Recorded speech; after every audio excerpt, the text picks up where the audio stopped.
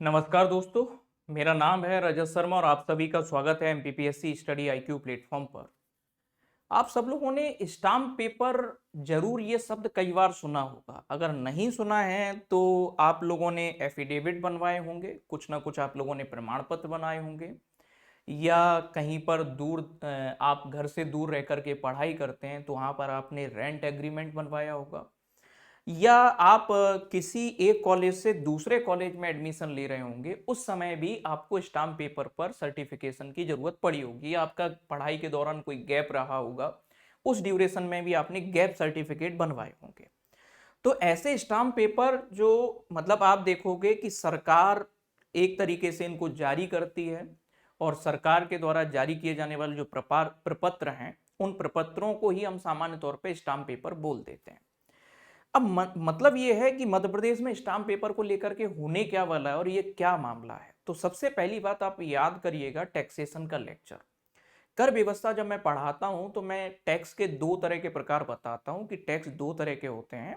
एक होता है डायरेक्ट टैक्स और दूसरा होता है इनडायरेक्ट टैक्स। जब कराघात और करापात यानी कि impact of tax and incidence of tax impose on same entity, कि एक ही व्यक्ति पर आरोपित हो, तो ऐसे कर को हम लोग क्या बोलते हैं? प्रत्यक्ष कर बोलते हैं। और जब कराघात और करापात अलग अलग इकाइयों पर उत्पन्न होता है, यानी कि impact of tax and incidence of tax imposed on different entities, या अलग अलग इकाइयों पर उत्पन्न हो, तो इसे हम अप्रत्यक्ष कर कहते हैं। अब इसी सेगमेंट में मैं आपको पढ़ाता हूं कि इंडिया में जो है डायरेक्ट टैक्स और इनडायरेक्ट टैक्स दो तरह के टैक्स हमें देखने को मिलते हैं, और सेंट्रल गवर्नमेंट और स्टेट गवर्नमेंट दोनों को ही ऐसे टैक्स इंपोज करने के राइट्स हमारे यहाँ दिए गए, केंद्र सरकार और राज्य सरकार। इसके अलावा 73वां और 74वां संविधान संशोधन जो हुआ है, उसके बाद पंचायतों और नगर पालिकाओं को भी ऐसे कर लगाने के कुछ अधिकार दिए गए, जिसमें संविधान के 11 और 12 जो भाग पढ़ते हो केंद्र राज्य संबंध, वहां पर आप देखते हो कि केंद्र को कौन से कर लगाने के अधिकार हैं और राज्यों को कौन से कर लगाने के अधिकार हैं, इनकी पूरी एक लिस्ट दी गई है। और ठीक इसी तरह से संविधान के भाग 9 और 9A में पंचायतों और नगर पालिकाओं के द्वारा लगाए जाने वाले करों की सूची दी गई है। अब मामला आता है स्टाम्प। तो जो स्टाम्प जारी किए जाते हैं, या स्टाम्प के ऊपर एक स्टाम्प ड्यूटी, अगर आपने सुना हो कि कई बार जो है कोई आदमी अपनी जमीन की रजिस्ट्री कराना चाहता है, या कोई पर्सन अगर आप देखोगे प्लॉट को खरीदना बेचना चाहता है, मकान को खरीदना बेचना चाहता है, कोई एफिडेविट बनाना चाहता है, तो ऐसे जो स्टाम्प पेपर पे जो भी आपको देखने को मिलेगा कि एक बोनाफाइड बनता है या सर्टिफिकेट बनता है, सर्टिफिकेशन का काम होता है, उसके ऊपर राज्य सरकार के द्वारा स्टाम्प ड्यूटी ली जाती है। मतलब स्टाम्प के ऊपर जो शुल्क लगाने का जो अधिकार है, मैंने आपको जो टैक्सेशन पढ़ाया था वहां पे बताया था साफ तौर पे कि स्टाम्प फी या स्टाम्प ड्यूटी किसके अंदर जो है, इसके ऊपर टैक्स लगाने का अधिकार किसको है? राज्य सरकारों के अंतर्गत है। तो सबसे पहली बात तो स्टाम्प ड्यूटी या स्टाम्प फी किस तरह का टैक्स है? डायरेक्ट टैक्स है, यानी कि प्रत्यक्ष कर है। और ये किसके दायरे में आता है? तो राज्य सरकारों के दायरे में आता है। पहली बात तो ये याद रखना है। यानी कि स्टाम्प के ऊपर शुल्क लगाना या स्टाम्प के ऊपर ड्यूटी लगाना, फी लगाना, ये सेंट्रल गवर्नमेंट के ज्यूरिडिक्शन का पार्ट नहीं है। ये किसके ज्यूरिडिक्शन का पार्ट है? स्टेट गवर्नमेंट के ज्यूरिडिक्शन का हमें पार्ट देखने को मिलता है, राज्य सरकार के अधिकार क्षेत्र के अधीन आता है। तो पहली बात तो ये समझ गए कि स्टाम्प पर शुल्क लगाना या स्टाम्प के नाम पे पैसा वसूलना, ये किसका है? राज्य का मामला हमें देखने को मिलता है। अब रही बात ये कि सबसे पहली बार दुनिया में स्टाम्प के नाम पर जो है, या स्टाम्प के नाम पर शुल्क वसूलने का काम, या सबसे पहली बार ये स्टाम्प जो है जारी किसने किए थे? कौन से देश ने किए थे? तो दुनिया में सबसे पहली बार अगर आप देखोगे कि जो स्टाम्पेज है या स्टाम्प है, अगर आप देखोगे तो ब्रिटेन ऐसा दुनिया का पहला ऐसा देश है जिसके द्वारा स्टाम्प पेपर या स्टाम्प को जारी किया गया था, और इसके ऊपर एक स्टेट स्टाम्प ड्यूटी या स्टाम्प शुल्क को इंपोज किया गया था 1694 में। मतलब अगर आप देखोगे कि ब्रिटेन में जैसे ही खास तौर पे मोनार्कियल डेमोक्रेसी या राजतंत्रात्मक लोकतंत्र स्थापित हुआ, तो उसके बाद क्या देखने को मिलेगा? यहाँ स्टाम्प के ऊपर भी हमें क्या देखने को मिली? एक ड्यूटी लगाने। दुनिया का पहला ऐसा देश है ब्रिटेन जिसने स्टाम्प ड्यूटी को शुरू किया।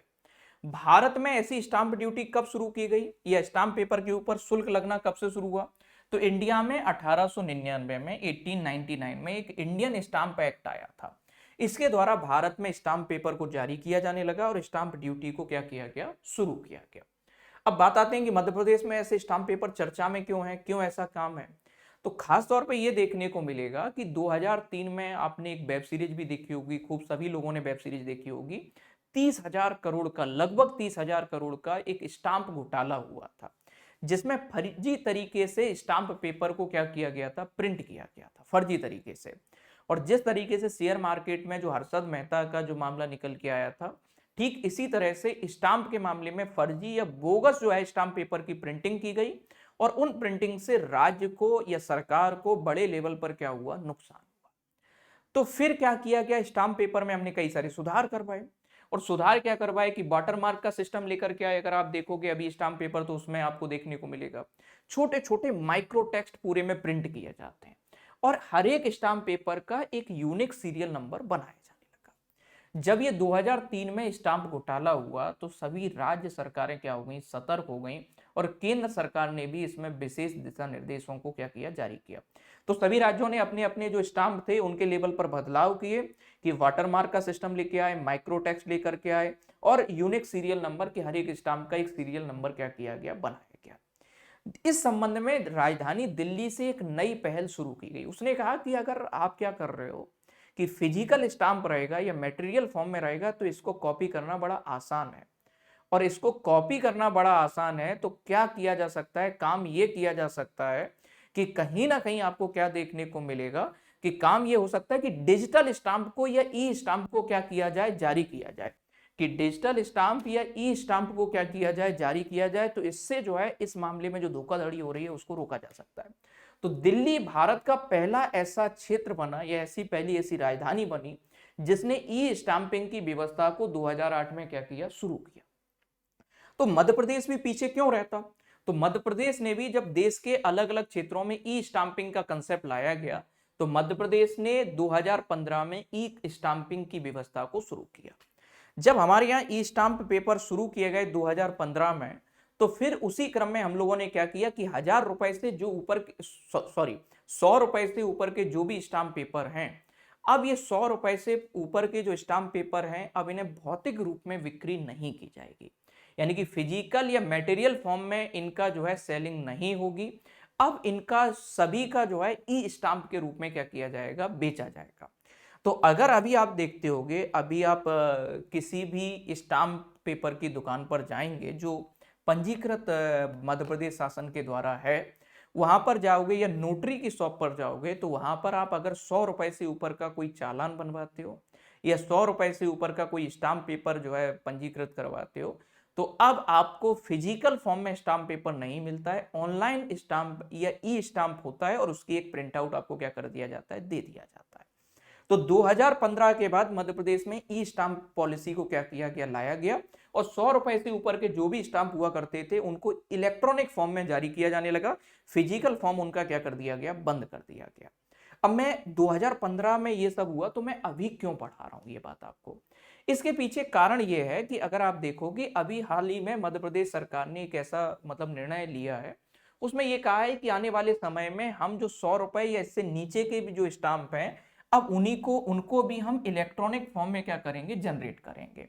अब उनको भी हम इलेक्ट्रॉनिक फॉर्म में या उनको ई फॉर्म में हम क्या करेंगे, जनरेट करेंगे, मतलब एक सॉफ्ट कॉपी की तरह जारी करेंगे।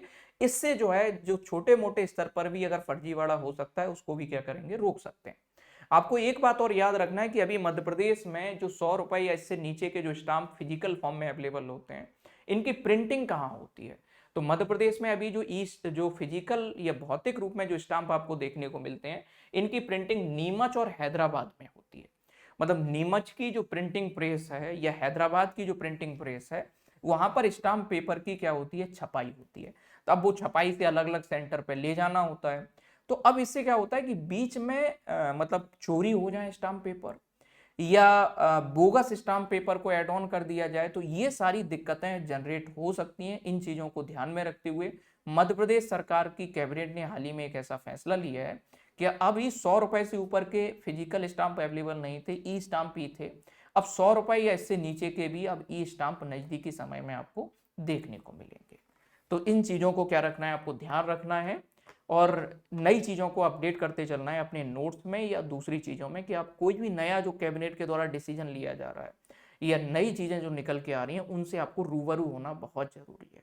चलिएगा, तो थैंक यू एवरीवन, बने रहिएगा एमपीपीएससी स्टडी आईक्यू के साथ। Thank you everyone.